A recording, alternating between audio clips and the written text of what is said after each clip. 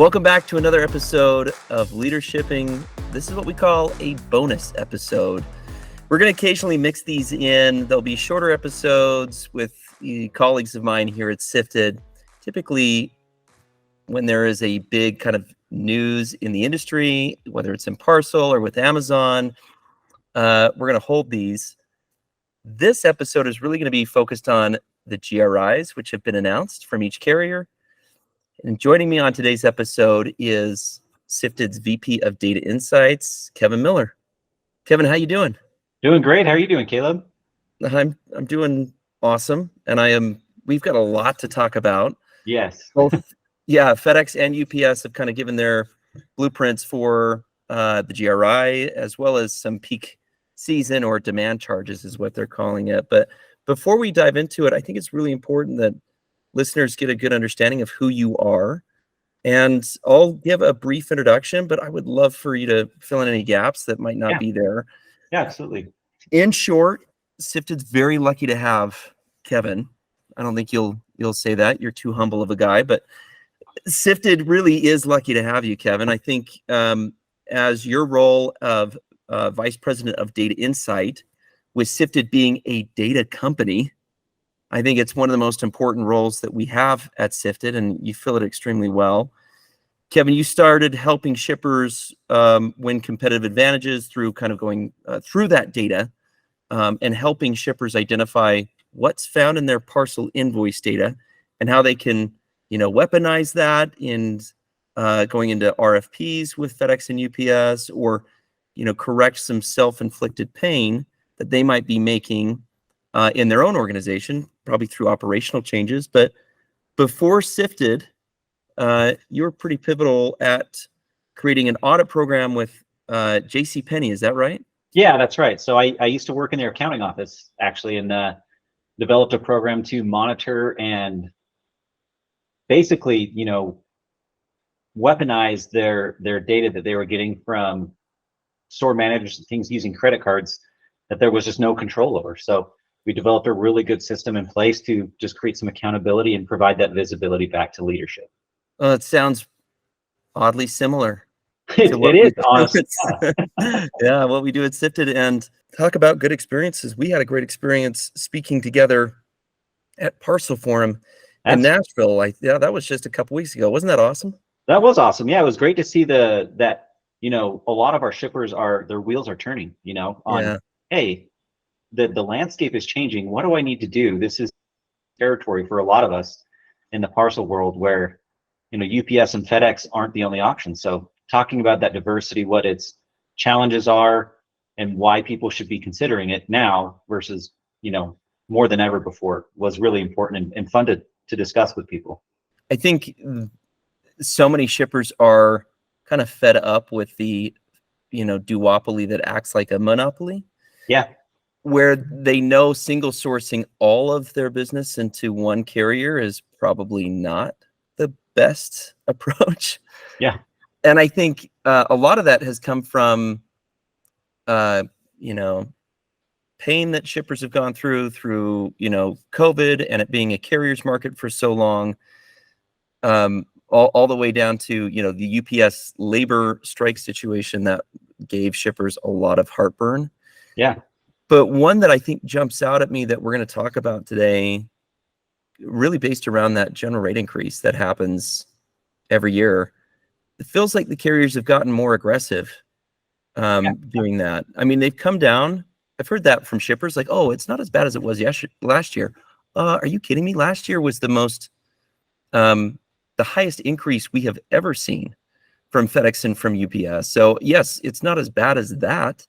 But 5.9% has been the talked about average rate increase that shippers are going to take for this next year. My first question around that, is really based on our data. How high of an increase can some shippers expect to see? Because as we know that 5.9 is really, that's just the average. Yeah, it is. And it's an average given by the carriers across all of their different services. It's It's interesting whenever they release that number, because we know very few people will get something as low as their announced general rate increase percentage that they give. And again, that percentage is only based on like the freight costs. It doesn't account for accessorial fees. It doesn't account for really zones or weight-based things. So if in a perfect world, if you are a ground shipper shipping lightweight packages, then yeah, 5.9% would be accurate. But we know that's not the case for the vast majority of shippers. There's a lot of variety. There are different zones. There are different accessorial charges that impact every single business, and it really does heavily impact them overall. And it happens every single year. That's what I think is the craziest part, is a lot of times our budgets and a lot of us are not passing that cost onto our customers. So every year we're eating more and more of our margin on our products with these general rate increases from the carriers. Yeah, there's two kind of misconceptions I hear of often when I talk to shippers, and we're talking to shippers every day, sometimes really very large enterprise, big time shippers, and I'll hear, I'm not worried about the GRI because they have a rate cap. Yeah. A rate cap's thrown around quite often, and it gives shippers a false sense of identity, like a false sense of like hope that like, hey, my rates are going to go up no more than whatever that rate cap is. And they associate, that identity to it. They associate that comfort level to it. Tell me a little bit about why the accessorial portion of it is so important, because I think that's a huge area of misconception that I hear. Yeah, so I mean, even with rate caps, you have to be a pretty large shipper to even be considered for a rate cap. And rate caps do not apply to accessorial fees. And we know that, the majority of shippers with our data, they generally have, their shipping costs are about 25 to 30% of their overall charges are those accessorial fees. So as we go year over year over year, they're getting the full increase of these accessorial fees. Yeah. And it's much bigger than their cap. And I think that's a kind of like this hidden secret. Yeah. Carriers try to bury it, like, oh, look how amazing this is. You're getting this cap. But really, there's still so many more moving parts to a general rate increase that can really, come back to bite you if you're not aware of them.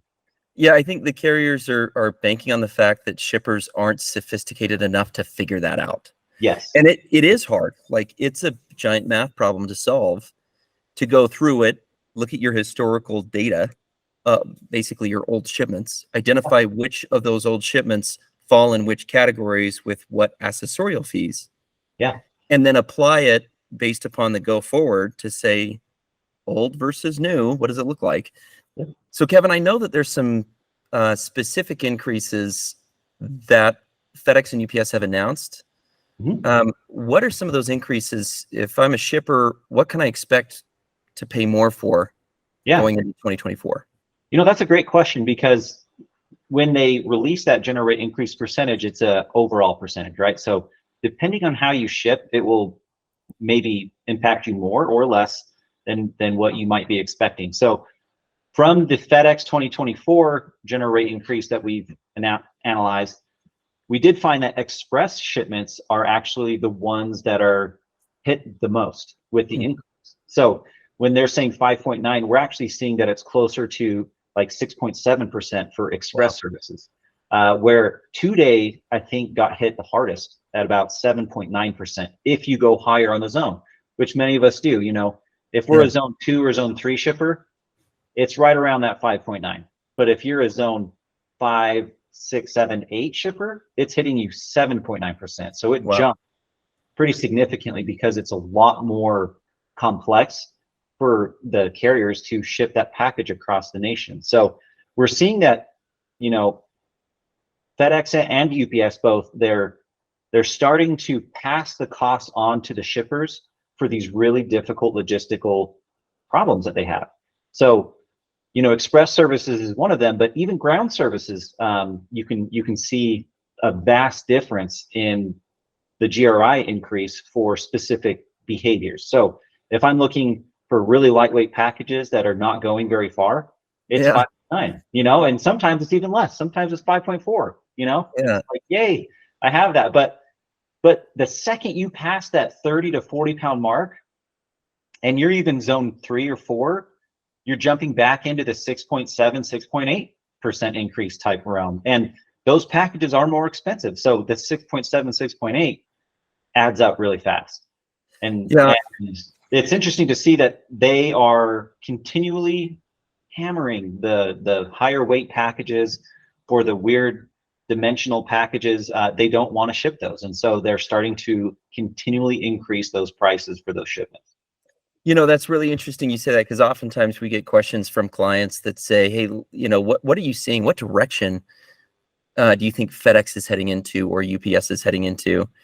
And I think you can see a lot of what type of business FedEx, in particular, based on this analysis, what type of business does FedEx want moving forward? Like what from the overcharging, you know, themes that you're seeing, what direction are they heading into, and what type of business do they really want? What's candy to them? Yeah, so I mean, I can only speak based on what the data shows, and so it is a little difficult to say exactly what their plan is. But if I were to look based on their pricing over the last couple of years, they want the lighter weight packages. They're trying to get into the e-com world where you've got these smaller packages that are lighter weight, and they're just easy to package into a truck. There's not a lot of variability, and you can send them out. And what's interesting is that we've seen a larger increase over time be put on the express services. So even the express world, where you're getting the overnights, the 2 days, those are shipments they're starting to not want.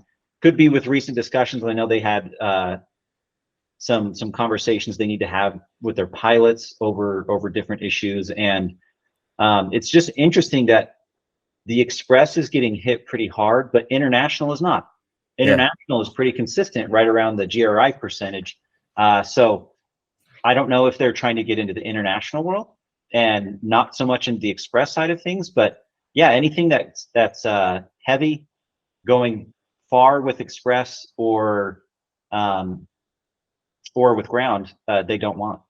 Yeah, I think the zone-based pricing is really interesting. Yeah. Because it adds such a layer of complexity for somebody to try to figure that out. Yep. And then the second part is it's really showing, in my opinion, as you mentioned, that FedEx is wanting to get away from what they consider to be ugly freight, less desirable freight, right? They want the freight that stays within a certain geographical territory for them. It is easier from point A to point B to deliver to, and it doesn't take up a substantial amount of room in the truck or the airplane. Yeah, so, it's interesting to see that even the surcharges. So not only is the freight going up by an additional percentage, the surcharges are usually around 8%, but the heavier, like additional handling or oversized, they're almost 20%. So it's a significant jump in those fees. Wow. And 20% every year, those fees aren't cheap anyway. Yeah. They're really trying to dissuade people from using that. You know, it's funny. I saw a stat that went through oversized fees in the last, not just comparing year over year, but when you look at it over the last 3 to 4 years. So what was my pricing like 3 years ago?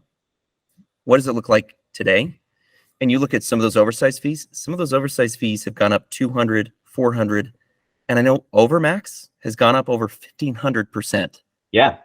It's insane. It's crazy, yeah. Yeah, the carriers are telling a story, and they're coming back and saying, "Hey, we it's not that we want this business. We'll gladly take this business. We're gonna charge you through, a crazy amount to take it." Yeah. So I think that there's some interesting things there, and I know FedEx has announced their full GRI. UPS has kind of given a high level. They've announced that it's 5.9%, so they're going to match FedEx. But unlike FedEx, they haven't been really given a date for the full release. What are you expecting from them? Yeah, so the first thing that I thought was interesting is that, they kind of have to match FedEx, right? If they don't, then they're going to lose a lot of shippers. And with the pending strikes and everything else, shippers were already kind of spooked by UPS and what could happen. So they are going to, what I would probably estimate and expect is that they're going to do something very similar to FedEx. Like, again, they're going to announce 5.9, but they've got to recoup some of those costs somewhere, and they're going to start doing the same thing that FedEx is doing with those heavy packages, the farther zones. I would also anticipate something to happen with the express services. But I don't think they want as much international volume as FedEx is getting. So I would probably even estimate that international gets a heavier hit with UPS than it does with FedEx. But I think most importantly is those heavyweight, high dimension fees are going to get hit at least 20%, if not more, with UPS too. Yeah. I think they're going to do something very similar, and they're going to try and reintroduce other ways to make more money, whether that's an extended demand season. Maybe they even introduce another complexity outside of zone-based pricing. Maybe they add weight-based pricing too, but they've got to find a way to make more money off of these shipments. And I fully anticipate seeing something very similar with UPS and their general rate increase, just because they kind of have to stay competitive. You know, and I think they have a bill that they have to pay, and that is $30 billion. Yeah. To end that Teamster strike, potential strike that everybody had some heartburn over this last summer. And I think they're looking to obviously hit some of these areas hard for recouping or recovering for that massive bill that they've got to pay. So it's kind of interesting that it almost feels like UPS has kind of been caught off guard a little bit. Yes. And have quickly just said, well, we're just going to match 5.9% like FedEx is. Yeah. Without giving all of the full details behind the scenes, because I honestly think it took them a little bit by surprise. I would agree with that. I think that's why they made that announcement so early, right after FedEx, is because nobody expected them to go that low after the negotiations completed with Teamsters. Yeah.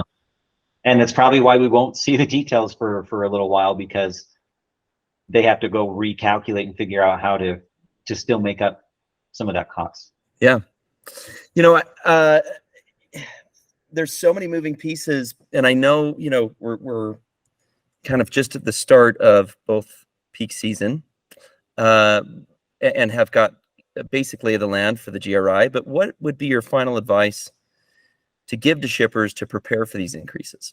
Yeah, so the first thing is talk with your carrier rep. You know, they are your allies in this, and I know it doesn't feel that way, especially over the last few years, but they want to win as much as you do. And so if you can create a win-win scenario for you and the carrier, they will work with you.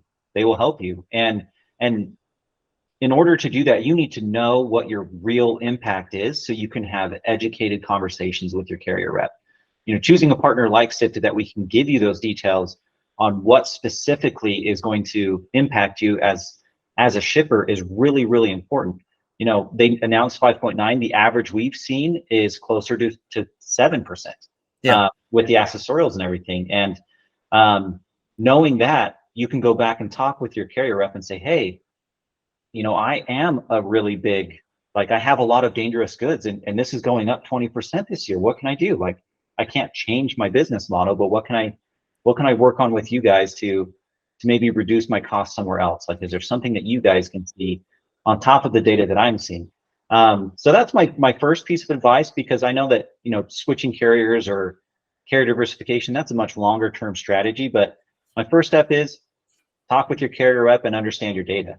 And then that second step would be start seriously considering some other carriers for diversification, because we have a lot of great options coming in 2024 for people.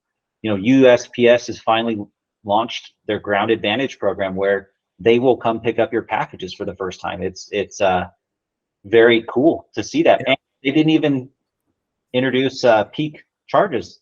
Yeah, zero peak season charges, which is mind blowing, right? I think they are hungry. They want the volumes. Exactly right. Yeah. And with Amazon coming on board, we've seen very few of those agreements come through. But right now, they are actually being pretty competitive with heavier weight packaging. They're not like if you look at just the general rates, they look pretty similar to UPS and FedEx, but when you start to talk with their reps, they don't mind having heavier packages. They don't penalize you as much for having that. So they could be a great option for additional volumes. So understanding long-term what your business is doing, where you're going, and which carrier makes the most sense, I think is going to be more vital than ever for 2024, and knowing what you should do for your long-term strategy. I couldn't agree more. I think, my piece of advice for shippers, and again, it's Sifted, we talk to shippers every single day about navigating this world. We are experts in this. My number one advice is understand your parcel data. Yeah. Kevin, the power of that better than I think anybody else. Once you have a good lay of the land from a data perspective, then you know what's broken and you know what to fix. The second portion is ask yourself, when was the last time you negotiated? Yeah. If it wasn't a full RFP, when was the last time you really attacked a heavy portion of your agreement through an addendum? Yeah. Because if it's been more than a year, do not get caught up in the world of, last year it was only 6.9% on average. This year it's only 5.9% on average. Yeah, but look at it from the time frame you last negotiated till now. Mm-hmm. And what has been that increase? Because if it's been 2 years, sometimes I talk to shippers, it's like, we negotiated, in 2017. What? The percentage increase that just additional handling fee alone has taken in the last 3 years is substantial. And the analogy of the frog in the pot with the boiling water, right? If you drop that frog in and the water's boiling, it's going to jump right out. But the carriers kind of bank on the fact that they think most shippers, if they just slowly start to ratchet up that pricing, the shippers become more and more accustomed to that temperature and more comfortable at that level. Before they know it, water's boiling. I think and my advice to shippers is don't be that frog in the pot. Have a better understanding of it. And even with the data, the carriers are intentionally making it more complicated by introducing new fee rules like zone-based fees, or even changing names of fees. They're trying to make it difficult so that historically what you've used and everything may not map the same way the next year. So working with somebody who lives in that data day in and day out, and you're not using Excel, because Excel can't handle the amount of data that you need to use for these different types of analyses to know what's best for your business. So working with that partner to even know what's happening, I think that's a vital part that a lot of people miss. If you don't know what's happening, there's no way you can move forward and fix it. So I agree with you. The data is very, very important. It's key in understanding where you need to go in the future. I love it. I always have a good time talking with you, Kevin. I think your insight and your knowledge of both the data portion coupled with your knowledge on the parcel side is a powerful combination. So thank you. And I hope, our listeners have, I know that they've got some value from this conversation. Absolutely. Thanks for having me. Absolutely. You can find more LeaderShipping on Spotify, Apple Podcasts, and other podcast platforms. Be sure to subscribe so you never miss a new episode. Do me a favor, leave us a rating and a review if you've liked what you heard. We kind of really need feedback in order to be able to identify, ways that we can improve or keep going down the path we're going down. If you've got value from this episode or other episodes, let us know. We would love it. On a future episode we have coming up, we're going to be speaking with Jessica Wyndham from Solving Work, where we're going to be talking about parcel nightmares and how to avoid them. I think that's going to be a really interesting conversation. That's going to be where we're diving into pain that shippers run into on a regular basis and how to avoid that. So a lot of value coming from that. You can also view episodes on Sifted's YouTube channel, and you can learn more about Sifted at sifted.com. Thanks so much for listening. Have a great day.